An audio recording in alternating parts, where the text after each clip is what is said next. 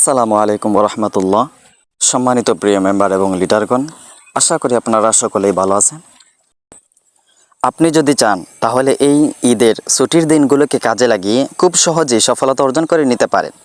দেখেন, সেলফে যারা কাজ করেন, মেম্বার অথবা লিডার, সকলেই কিন্তু এখন ঈদের কেনাকাটা, ঈদের হাসি খুশিতে ব্যস্ত। কেউ কিন্তু এখন এতটা মনোযোগ দিয়ে কাজ করবে না। তাই সময়টাকে কাজে লাগিয়ে আপনিও সফল হতে পারেন।